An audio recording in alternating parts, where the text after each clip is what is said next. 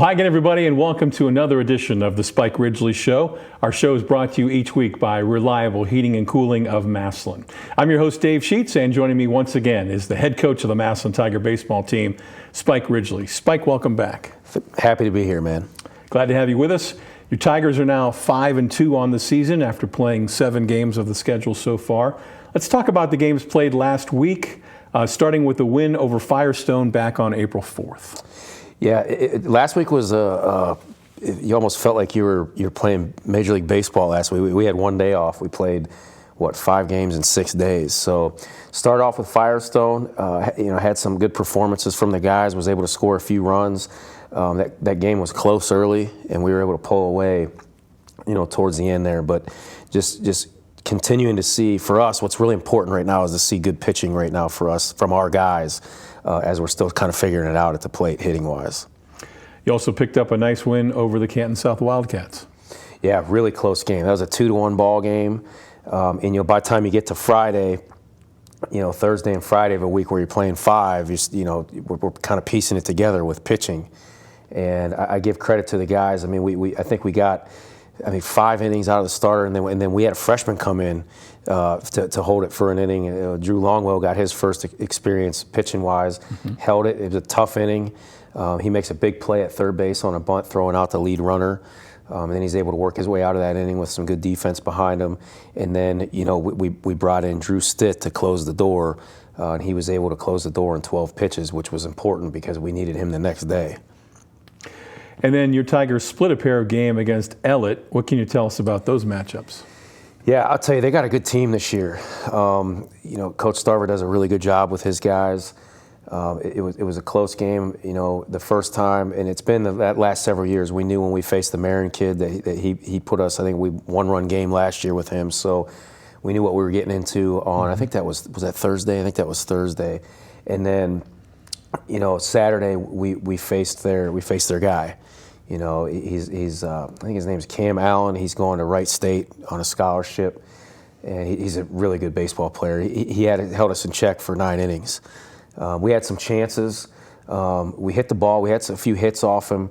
We've had some good contacts too, where their defense played pretty well. A couple catches in right field that I thought maybe would fall in, and they made the play.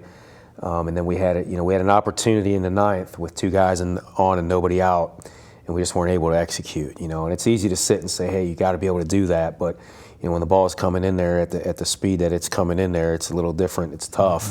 And we just weren't able to get it done. I think overall, that was a really important game for us because having seen that type of pitching right there is going to make us better for the rest of the season.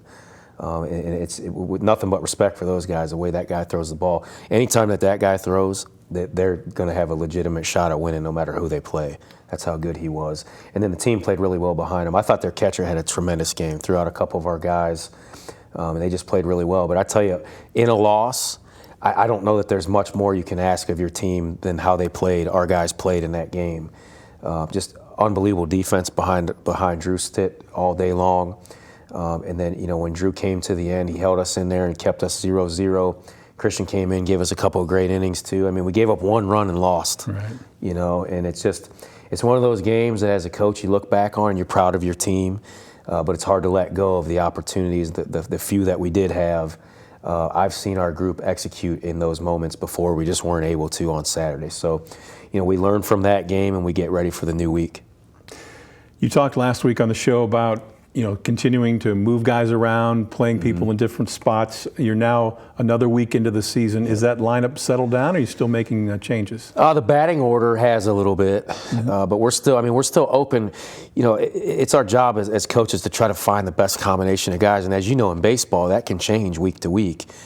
Just the way that the sport works. So, we're always looking in practice, trying to find, are we missing something? Is there something there? And we try to give guys opportunities. And our guys are working really hard and supporting one another. So it's easy to try to squeeze a guy a pinch hit here and there or a pinch run to get him out there and see what he can do. And it makes the team better, too. But for instance, right now, with Brock's going to be on here in a little bit, but he's a catcher, but he's also he's our starting catcher. He's our #1 catcher, but he's also one of our best pitchers. And that affects the rest of the infield as well, because when he pitches, now we're going to slide Matt behind the plate, who's normally our second baseman, who, by the way, also pitches. And then you also have Chase Duplain that pitches. And when we bring Matt behind the plate, we got to slide Chase to second, and then we bring the freshman, we bring Drew Longwell in, and he plays first base. So it's nice having guys that can play multiple positions, and it allows for our guys to pitch when we need them to. Sounds good. When we come back, we'll visit with a Tiger player, but first this word from Reliable Heating and Cooling. There was a time when 10 miles to the gallon was acceptable. Today's 40-plus mile per gallon cars weren't even in the rearview mirror back then. Of course, this Lennox air conditioner wasn't on the radar either. It's solar ready, the quietest, most energy efficient air conditioner you can own. It's time to live in the now. Call Reliable Heating and Cooling for the most advanced technology in heating and air conditioning. When you're ready to live in the now, call Reliable Heating and Cooling. Lennox, air is life. Make it perfect. Thank you, Reliable Heating and Cooling, and welcome back to the Spike Ridgley Show. A Tiger player joining us this week is sophomore Brock Palilli. Brock, welcome to the show. Thank you for having me. Great to have you along. And Brock, tell us, what are some of your earliest memories of playing baseball, and who taught you the game? Probably going out to the yard and playing catch with my dad. My dad really taught me everything I know. As a freshman last year, you had a lot of playing time on the varsity. How did those experiences help you prepare for this season? It helped me understand the game more. The practices that we go through, it helps me understand every situation that can happen. That's basically it.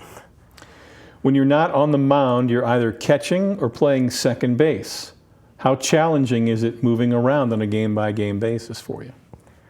It's not that bad. With all the practices that we have, I normally get moved around. I get to practice each position that they plan on playing me in, and it helps me understand what to do in different situations. Your pitching record is now 2-0. You have an ERA of 0.00, and you've struck out 14 and given up just 4 hits so far this year. That's really impressive. When you're on the mound, how would you describe your attitude and your approach?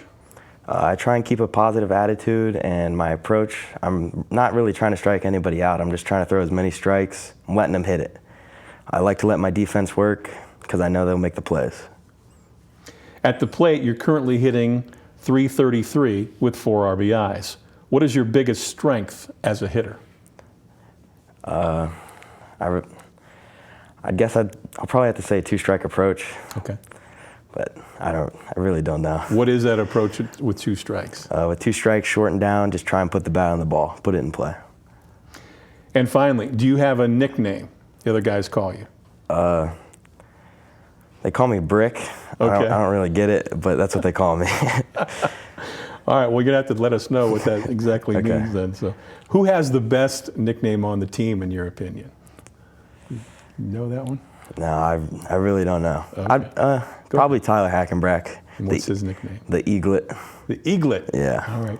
We'll have to talk to him about that when he comes on the show. Thanks for your time. Thank you. I want to thank Brock Palilli for joining us. Good luck the rest of the season. Coach Ridgley will rejoin the program after this timeout.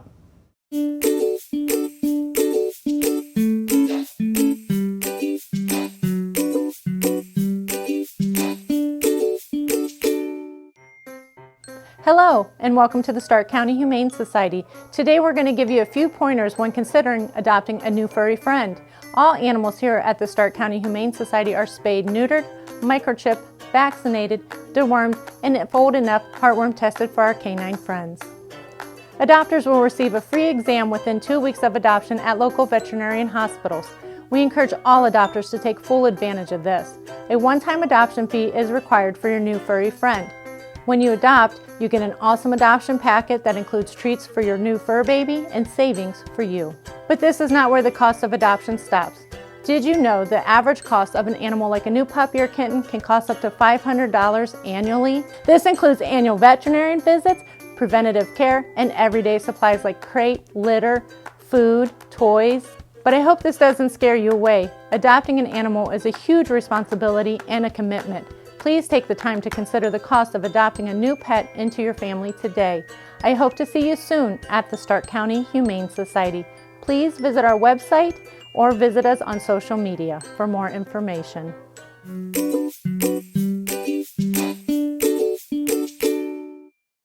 Welcome back to the Spike Ridgley Show. And Spike, we just spoke with sophomore Brock Palilli in our last segment. Tell us more about Brock, both on and off the field. A tough kid. He's a hard-nosed competitor. He's going to give you everything he has.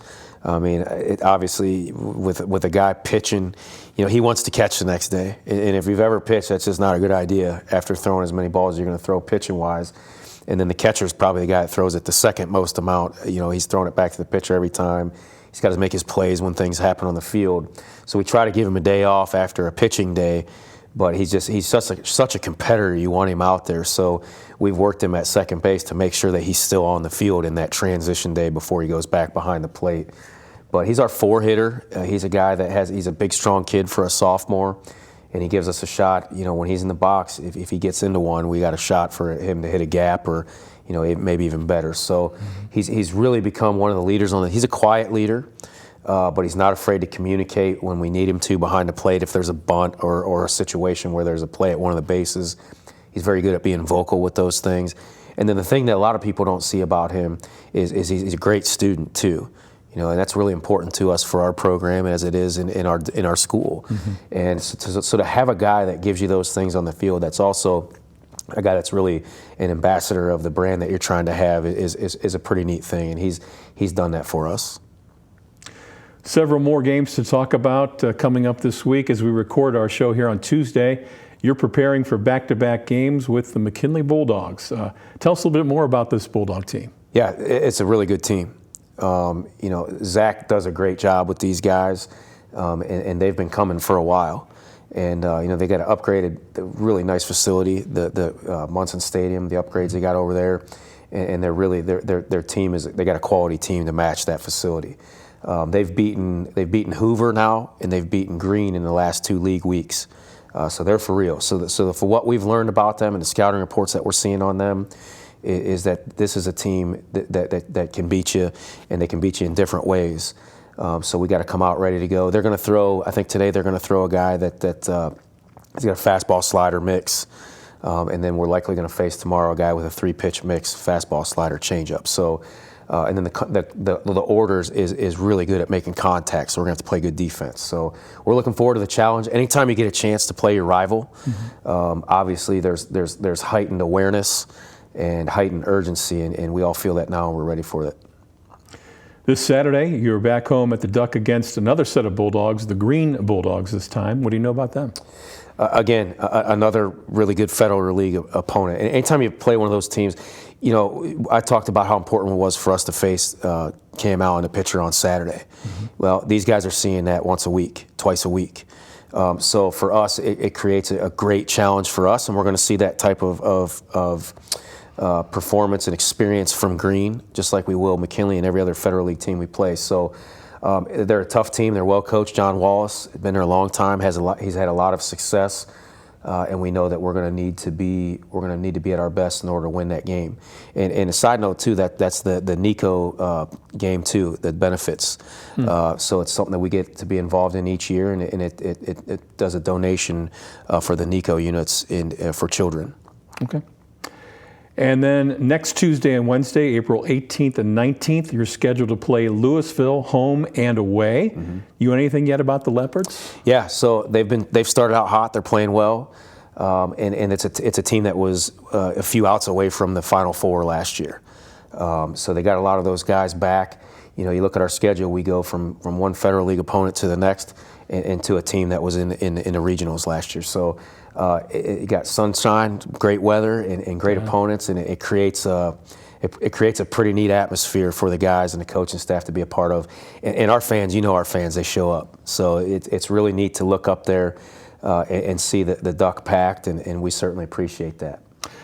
And speaking of the Duck, I know that you personally take great pride in that facility, your home field for the Massillon Tigers.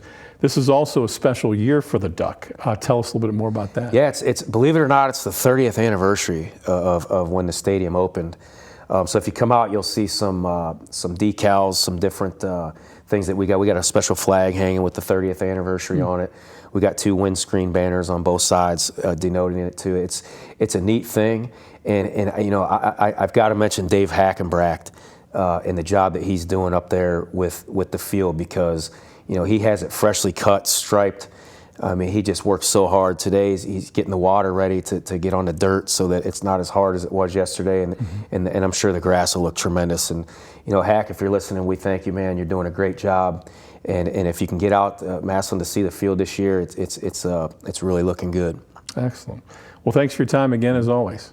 We're going to wrap up this edition of the Spike Ridgley Show. I want to thank Spike and sophomore Brock Palilli for joining us this week. Our show brought to you each week by Reliable Heating and Cooling of Massillon. I'm your host, Dave Sheets. Thanks for watching the Spike Ridgley Show. And as always, go Tigers.